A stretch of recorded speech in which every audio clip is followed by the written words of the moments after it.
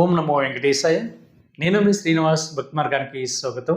తిరుమల తిరుపతి దేవస్థానం సంబంధించిన మరొక latest update తోటి మీ ముందుకు రావడం జరిగిందండి.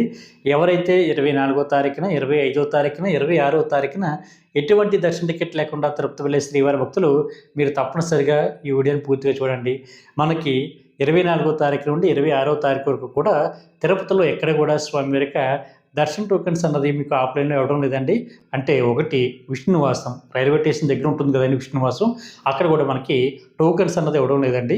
అదేవిధంగా రెండో ప్లేసు తిరుపతి బస్ స్టాండ్ దగ్గరలో ఉన్న శ్రీనివాసం, అక్కడ కూడా మనకి టోకెన్స్ అన్నది మనకి 24వ తారీఖున కానీ, 25వ తారీఖున కానీ, 26వ తారీఖు వరకు కూడా అంటే సుమారుగా 3 డేస్ పాటు మనకి తిరుపతిలో టోకెన్స్ అన్నది ఎక్కడ ఇవ్వడం లేదండి. అదేవిధంగా మూడో ప్లేసు అలిపిరికి దగ్గరలో ఉన్న భూదేవి కాంప్లెక్స్లో కూడా మనకి దివ్య దర్శన్ టోకెన్స్ కానీ, అదేవిధంగా ఎస్ఎస్డి టోకెన్స్ కూడా మనకి ఆఫ్లైన్లో ఇవ్వడం లేదు. కాబట్టి ఎవరైతే ఎటువంటి దర్శన టికెట్ లేకుండా తిరుపతి వెళ్తున్నారో మీరందరూ కూడా తప్పనిసరిగా ఈ విషయం తెలుసుకుని తిరుపతి అయితే వెళ్ళండి.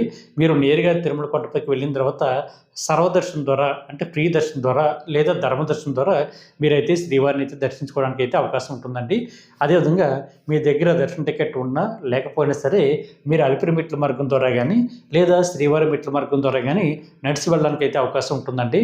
కాబట్టి ప్రతి శ్రీవారి భక్తులు కూడా ఈ విషయం తెలుసుకుని తిరుమల వెళ్ళండి. అదేవిధంగా మనకి 25వ తారీఖున రథసప్తమి కాబట్టి మనకి టీటీడీ దేవస్థానం వారు కొన్ని రకాల స్వామివారి యొక్క దర్శనం అయితే పూర్తిగా క్యాన్సిల్ చేయడం జరిగిందండి. ఈ విషయం కూడా తెలుసుకుని మీరైతే తిరుమల వెళ్తే ఎక్కడ కూడా ఎటువంటి ఇబ్బంది కూడా పడరండి.